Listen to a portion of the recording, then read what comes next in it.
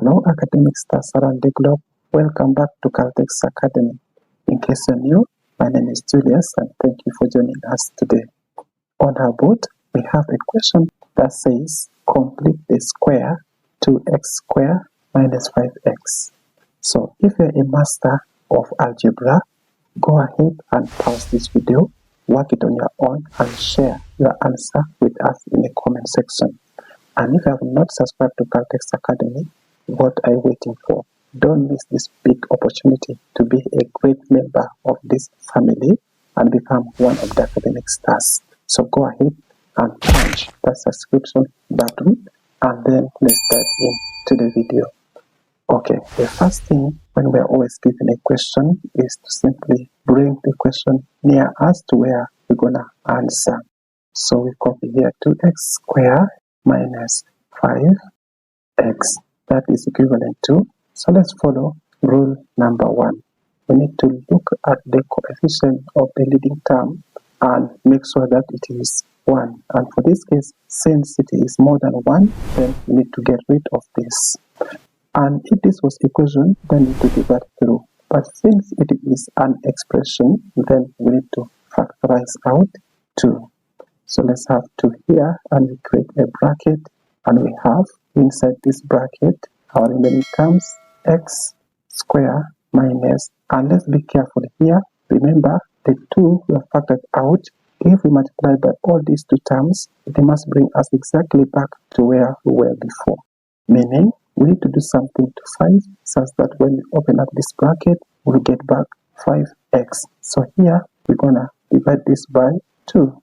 And we have our x here, so we have simply factorize our expression here, such that if multiply 2 times x squared, we get back 2x squared. And 2 times negative 5 over 2, the 2 will cancel and we get back negative 5x. Let's go to the second step. For the second step, we need to look at the coefficient of x, the one next to the leading term here, and there are 2 ways in which we can say the same thing. Either we'll multiply this coefficient of x by 1/2, or we say we divide the coefficient of x by 2. So all those bring to the same point.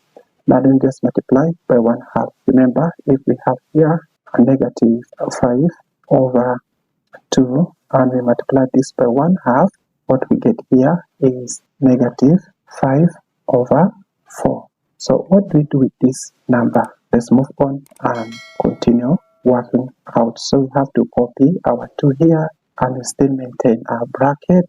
Then inside this bracket, our first term needs to be the same and we say minus. So let's simply copy these 2 terms in the bracket here first, and then step number 3 comes in here, that we need to get now this half of coefficient of x and we square, then we add.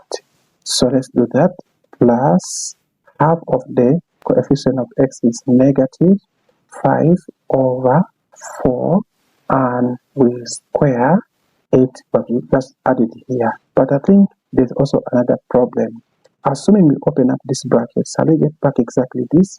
Hell no. So for us to get out of that issue, then we need to go ahead and also subtract the same term such that we have also our negative 5 over 4 squared and we close up this bracket. Wait a minute.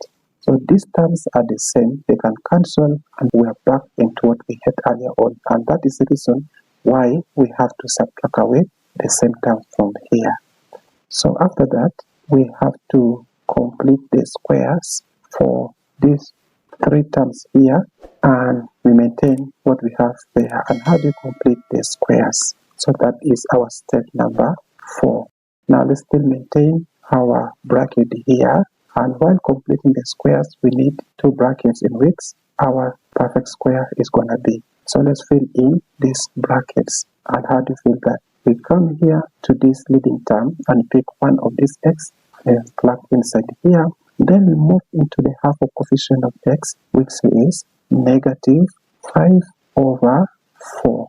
And since this term is squared and this one is squared, then we can pick one of the square, placing it here. I think that one is very interesting, and let's have minus So we can move on and simplify this. Negative 5 square is positive 25. But remember, we have still negative here. So negative times positive is negative over, then 4 square is 16. And here we can close up this bracket.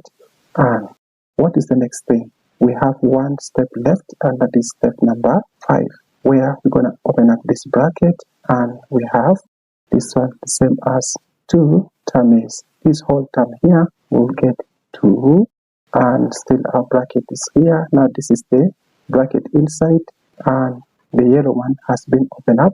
So we have x minus 5 over 4, and this one is squared, so we have multiplied these two by the first term. Now let's multiply also these two by the next term here, where we have 2. Now in front here, term is 25 all over 16. Then we need to simplify again. So by 2, 1, by 2, 8. So finally, our work will look like this.